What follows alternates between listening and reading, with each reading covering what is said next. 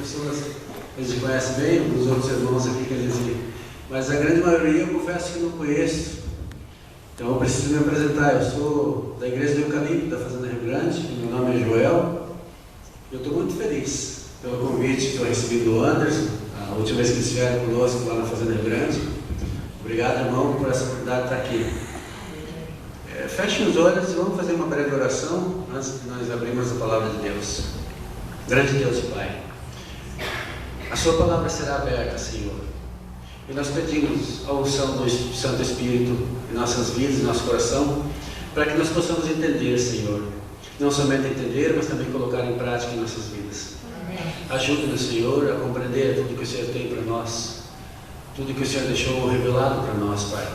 Obrigado porque ainda nós temos ainda o privilégio, Senhor, de estarmos na sua casa de oração.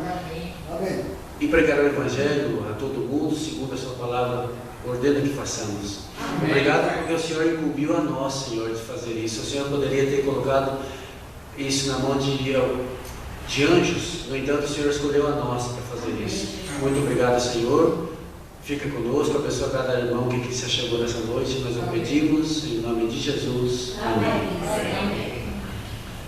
Queridos, nós às vezes não entendemos o amor que Deus tem por nós. O ser humano às vezes tem dificuldade de entender o amor de Deus, porque o amor de Deus, 1 João 4,18 fala que ele é perfeito. Perfeito a ponto de Jesus descer do seu trono e morrer da forma que morreu por cada um de nós. E eu queria que os irmãos abrissem a Bíblia no livro de Mateus. Mateus capítulo 24. Nós vamos começar a nossa leitura a partir do verso 34. Mateus 24, a partir do verso 34. Nós vamos começar a extrair a nossa mensagem, que nós podemos ver aqui o amor de Deus, mas também existe algo muito importante nesse texto, que esse texto ele mostra o amor de Deus, mas também ele fala sobre a nossa salvação. Mateus 24, a partir do verso 34, diz assim: em verdade vos digo que não passará essa geração sem que tudo isso aconteça. Passará o céu e a terra, porém as minhas palavras não passarão. Mas a respeito daquele dia e hora ninguém sabe, nem os anjos do céu, nem os filhos, nem o Filho, senão o Pai. Pois assim como foi nos dias de Noé, também será na vinda do Filho do Homem. Porquanto, assim como nos dias anteriores ao dilúvio, comiam, bebiam, casavam-se e se davam em casamento, até o dia em que Noé entrou na arca, e não perceberam, senão quando veio o dilúvio e levou a todos. Assim também será a vinda do Filho do Homem. Aqui Jesus ele está falando de um povo que anda disperso.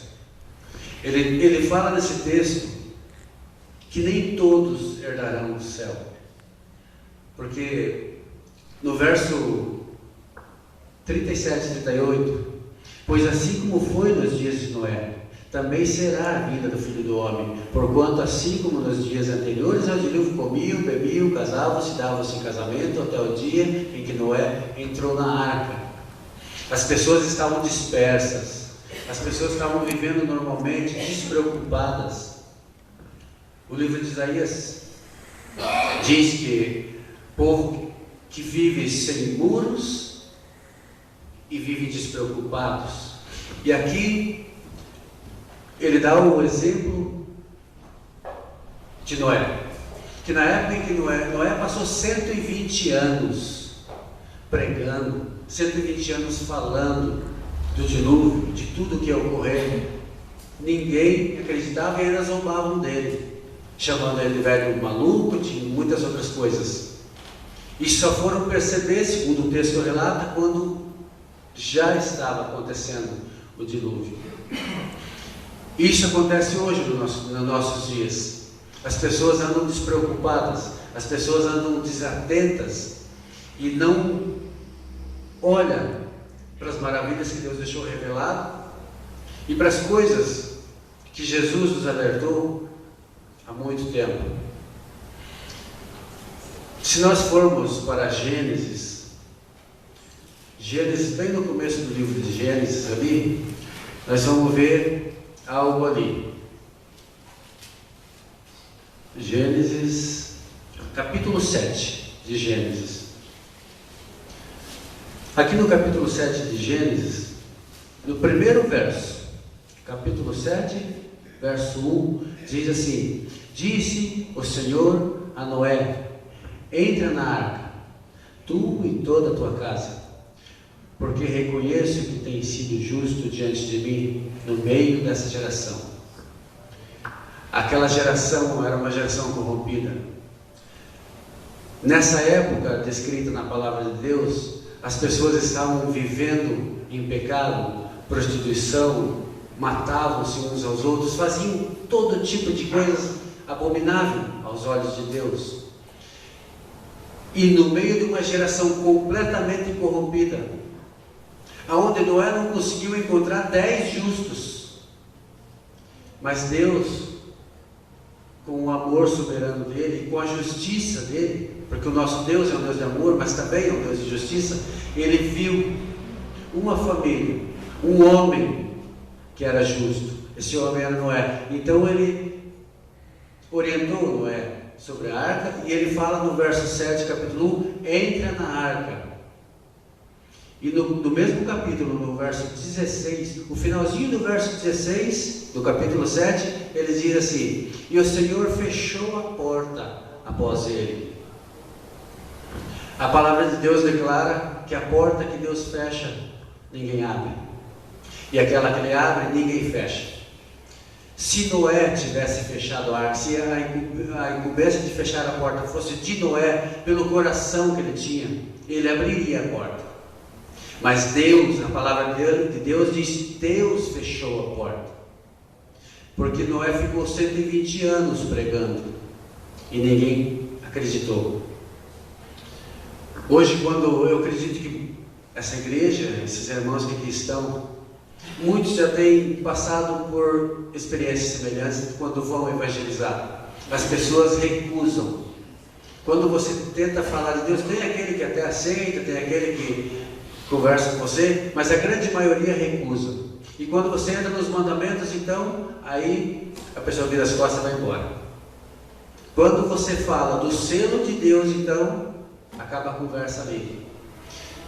As pessoas não aceitam o que Deus ordenou a nós, assim como esse povo não aceitava o que Deus estava falando através de Noé. E o amor de Deus, ele não desiste de nós nunca. Eu queria percorrer a mais um texto que encontra-se em 1 João, porque nós seres humanos, 1 João, livro de 1 João, a questão, meus queridos, é que nós seres humanos, às vezes não sabemos amar segundo Deus pede que nós amemos, porque Jesus mesmo declarou que recompensa vós queres do Pai por amar aqueles que vos amam. E muitas vezes nós não entendemos isso. Nos parece difícil amar o inimigo, por exemplo. Mas a palavra de Deus em 1 João, capítulo 4, verso 8, diz que aquele que não ama não conhece a Deus, porque Deus é amor. Se nós temos contendas, seja com pessoas da família, seja com amigos de trabalho, de colégio, vizinhos, nós falamos que somos cristãos, nós guardamos o sábado, nós viemos na igreja, nós fazemos tudo segundo um cristão deve fazer, mas nós temos pessoas que nós ainda temos alguma mágoa, que nós não conseguimos nos libertar daquilo, E por esse motivo, nós não nos aproximamos dessa pessoa. A palavra de Deus diz que aquele que não ama não conhece a Deus, porque Deus é amor. E no verso 18 do mesmo capítulo diz: no amor não existe medo, antes o perfeito amor. Somente Cristo tem esse perfeito amor. O perfeito amor lança fora o medo. Que outra pessoa amaria a mim e aos irmãos a ponto de morrer em nosso lugar? Por isso, queridos, quando eu falo da morte de Jesus na cruz, eu acho que isso é muito individual. Jesus morreu pelos meus pecados. Eu fui culpado. Nós temos que colocar de forma individual. Cristo morreu por mim, pelos meus pecados. Porque quando nós colocamos Cristo morreu pelo pecado de todos, dá a impressão que nós estamos se isentando desse pecado. Cristo morreu por mim, por minha culpa, pelos meus pecados. Nós devemos sempre colocar isso de forma pessoal, assim como a salvação. Nesse texto que nós lemos de Mateus, ele está dizendo que a salvação é individual. Cada pessoa deve cuidar da sua, porque nós podemos sim falar de Deus para as pessoas, dar estudo bíblico, é obrigação nossa fazer isso. Agora, aceitar e cuidar da sua salvação, isso é individual, não tem como. Agora ainda nós estávamos conversando com o irmão Oscar aqui, não dá para você querer fazer a obra que o Espírito Santo é que faz. Muitas vezes as pessoas tentam fazer a obra que não é nossa. A obra que Deus designou para nós é pregar, é falar e anunciar a volta de Jesus. Agora, converter as pessoas, isso é o Espírito Santo que vai fazer, não sou eu. E às vezes, o que a gente vê é isso. E por isso tem pessoas recusando. Você fala e as pessoas não aceitam. Porque já passou alguém antes de você e tentou empurrar aquilo goela abaixo. E não é assim. Assim nós não vamos fazer, nem o próprio Jesus forçou. Porque quando Jesus falou para aquele jovem rico, o jovem chegou para ele e falou: mestre, o que devo fazer para ter a vida eterna? Cristo falou para ele: vai, vende tudo que tens e vem. Aquele jovem, dono de muitas posses, virou-se e saiu entristecido. Jesus obrigou ele a vir? Não. Jesus apenas disse o que ele tinha que fazer. Ele não quis. A salvação é individual. Cada um deve se preocupar. Claro que nós como irmãos, como pais que somos, esposas, filhos, enfim, a família, claro que nós nos preocupamos. Lógico que nós nos preocupamos, nós tentamos falar, nós tentamos mostrar. Agora, aceitar é com cada um. Nós não podemos tentar fazer a obra que é a obra do Espírito Santo e não nossa. Certa vez eu ouvi uma história que retrata bem o que eu estou tentando dizer. Uma mulher estava em sua casa, e de frente com a casa dela existia uma praça. E o esposo dela levantava muito cedo para sair ao trabalho. E ele, por volta de 5 horas da manhã, ele levantou, e logo que ele estava saindo no portão, ele percebeu que naquela praça havia 3 homens. Já começava a clarear o dia, estava escuro e aqueles homens estavam lá, andando pela praça. E eles perceberam aqueles homens lá, o marido saiu trabalhar, e a mulher ficou atenta àqueles homens para ver o que eles faziam ali.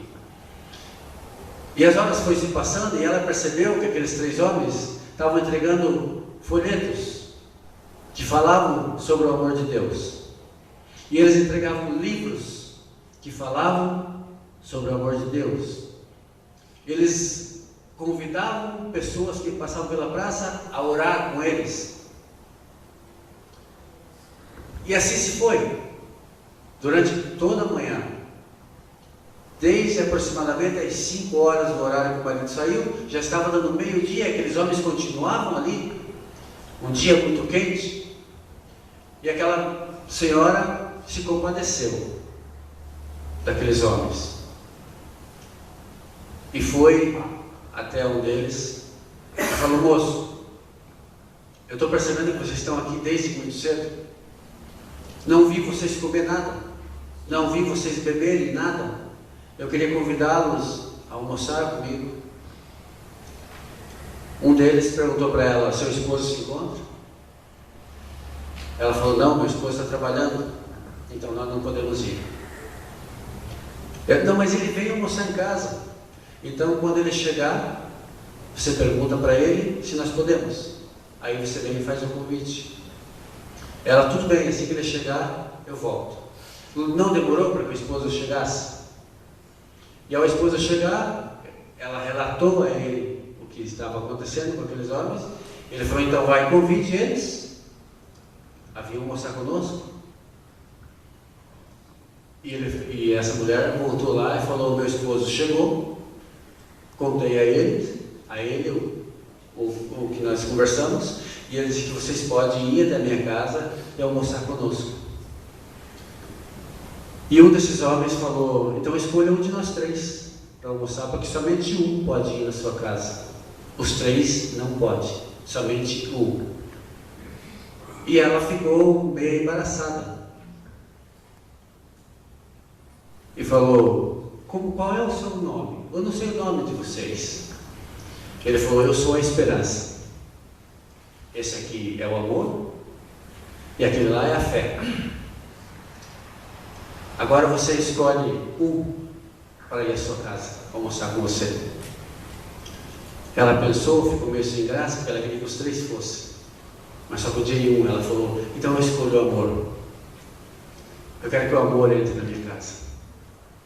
Ele falou: escolheste bem, sábia és tu, porque a palavra de Deus, ela declara que mesmo que o homem venha a profetizar, sem amor, ele não é ninguém.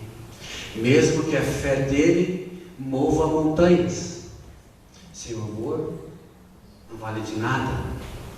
A palavra de Deus declara que, ainda que ele distribua toda a sua riqueza aos pobres, se não haver amor nessa atitude dele, de nada vale isso para ele. E essa pessoa começou a falar isso para essa senhora e falou: escolheste bem.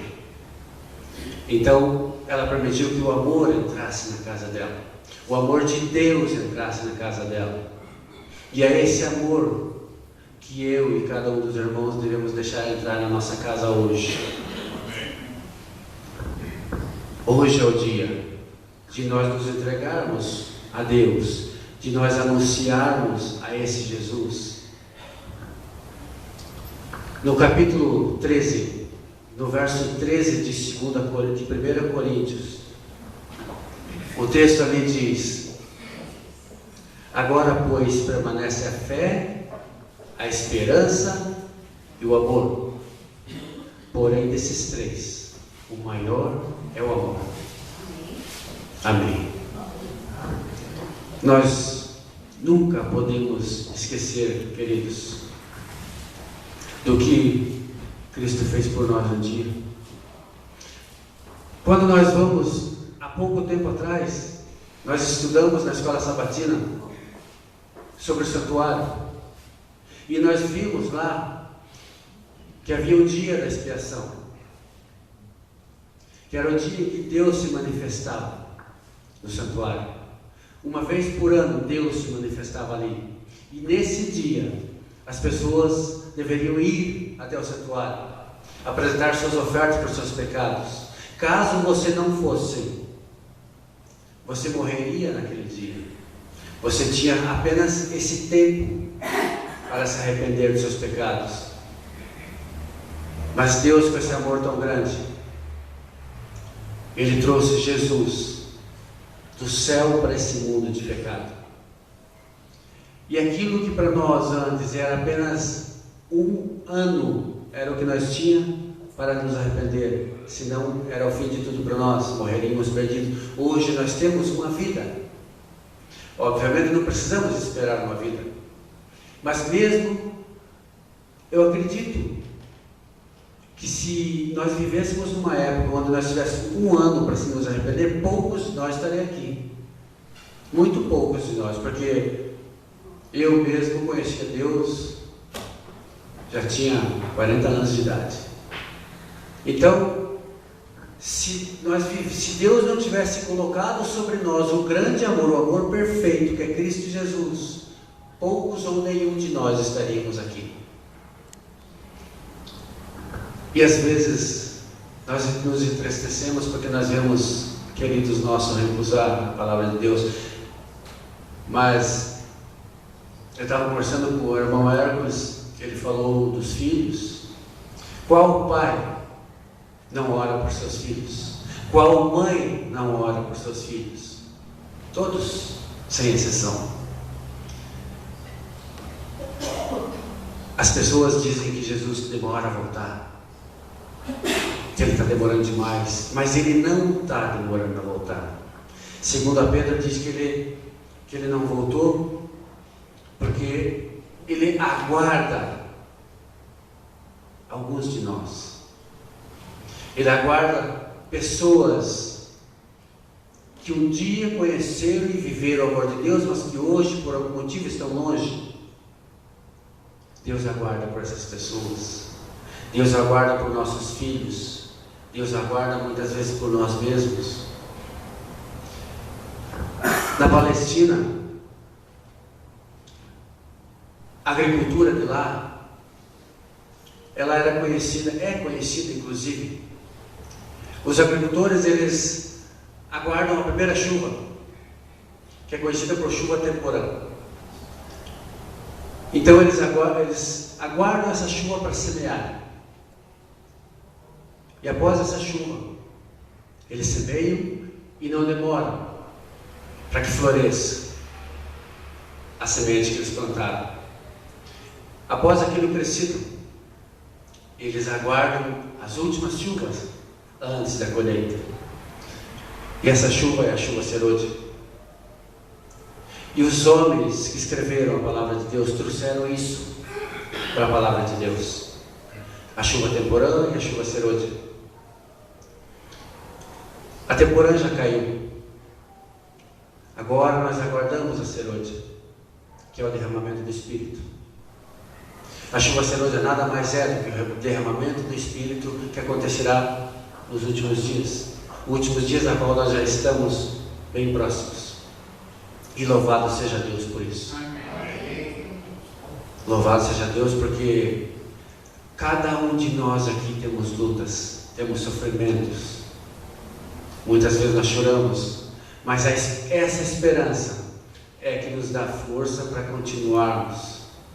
É essa esperança que não deixa nós desfalecer, porque nós podemos crer, porque a palavra de Deus em Malaquias 3, verso 6 diz: eu sou o Senhor Deus e não mudo. Aquilo que eu prometi vai ser cumprido. Nós servimos um Deus que é 100% confiável. Nós podemos crer em tudo que está revelado na palavra dele. E falta muito pouco tempo, queridos, porque quando nós abrimos a Bíblia e começamos a buscar na palavra de Deus,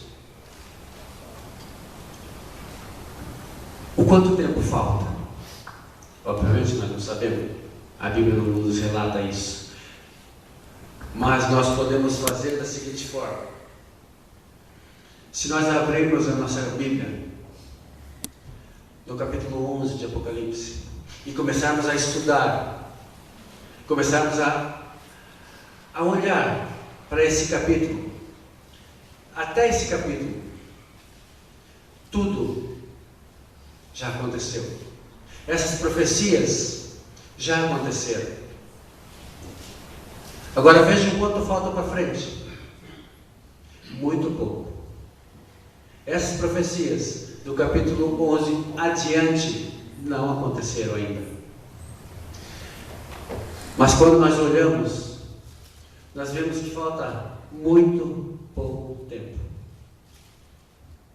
Essas são as folhas das profecias que não se cumpriram. Se nós formos estudar a palavra do capítulo 11 para trás, nós vamos ver que já se cumpriram. Queridos, nós não temos muito mais tempo. Esse mundo caminha rapidamente para o seu fim. Louvado seja Deus, que nós escolhemos estar na presença dEle. Louvado seja Deus, porque um dia Deus nos resgatou, porque a palavra de Deus declara que nenhum homem foi tão longe que o braço de Deus não traga de volta, que Ele não alcance. E se aqui tem mães e pais, e eu sei que tem, que estão orando por seus filhos, continuem a orar por seus filhos. Não parem de orar, porque nós temos, às vezes, a impressão de que oramos, mas de que Deus não está ouvindo. Qual de nós já não teve essa impressão? Que está orando e não está sendo respondido. Mas Deus não deixa uma oração sem resposta. E Malaquias diz que a oração dos pais será a última intercessão de Jesus. A oração das mães será a última intercessão de Jesus. Antes que ele se levante e diga: está feito. Quando ele diz está feito, ai daquele que não se arrependeu, ai daquele que não se converteu. Por isso, queridos, que nunca permita que a única e real esperança, que excede a todo e qualquer entendimento, desapareça do seu coração, que é a volta de Jesus, porque ela está muito próxima. Eu quero encerrar essa mensagem de hoje, mas antes disso, eu quero dizer para os irmãos que a irmã aqui, eu não sei o nome dela, ela vai trazer um louvor para nós. E enquanto ela estiver entoando o louvor a Deus, aquele que sentir no seu coração, se coloque em pé, se coloque em oração. Eu sei que você já aceitou a Deus no seu coração um dia. Aceite de novo, porque todos os dias nós devemos nos colocar diante do Senhor e pedir misericórdia dele, porque nós falhamos todos os dias. Que o Espírito Santo de Deus possa tocar o coração de cada um dos irmãos, a liderança dessa igreja. Deus abençoe a todos.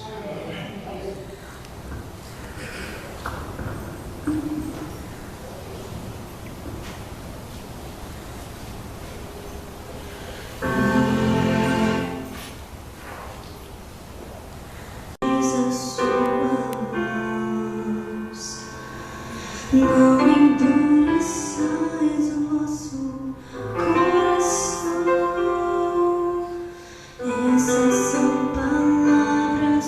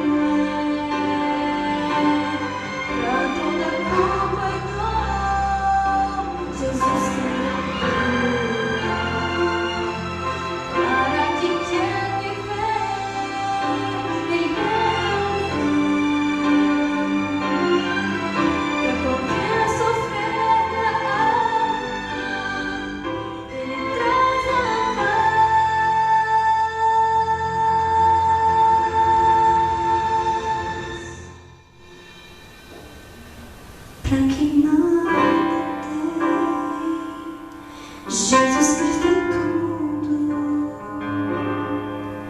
pra quem quer viver e não tem a vida pra quem quer viver. Ele é salvação.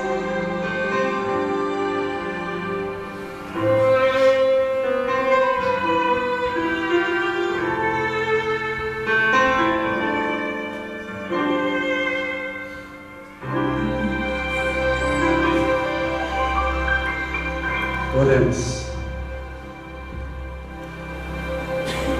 Grande Deus, nesse momento, Senhor, o seu povo, a sua igreja, coloca-se de pé diante de Ti, para dizer, Senhor, que eles Te aceitam, para dizer, Senhor, que o Senhor é o único Deus da vida deles. E eles estão com o coração aberto, agradecidos pelo grande sacrifício que o Senhor fez em nosso lugar. Querido Deus, ainda que os nossos olhos não possam contemplá-lo, nós temos a certeza, Pai, que o Senhor está conosco todos os dias. Ainda, Senhor, que nossas mãos não possam Te tocar, mas o nosso coração pode Te sentir. Enche, Senhor, essa igreja com o Seu Espírito. Toma, Senhor, o coração de cada irmão presente, porque todos aqui têm a sua luta, a sua dificuldade, mas nesse momento, Senhor, que eles possam colocar diante de Ti toda essa dificuldade, e que o fardo que cada um possa estar carregando seja mais leve, Senhor. Que o Senhor possa nos ajudar a carregar o fardo que nós carregamos, enquanto nós aguardamos a Sua bendita volta, Senhor. Abençoa, Senhor, a liderança dessa igreja, os irmãos, os visitantes que aqui se chegaram. Que a mensagem, Senhor, vá de encontro à necessidade de cada um deles. Agora, Senhor, nós também necessitamos do Seu perdão, da Sua misericórdia. Por favor, Senhor, nós sabemos que somos pecadores e que somos indignos de nos achegar a Ti, mas pelo grande sacrifício que Cristo fez na cruz, nós temos a certeza, Pai, que o Senhor nos aceita e nos ama. Agora, Pai, nós estaremos voltando para nossas casas. Coloca, Senhor, um anjo poderoso Seu ao lado de cada irmão, levando-o em segurança para os seus lares, e que eles possam transmitir, Senhor,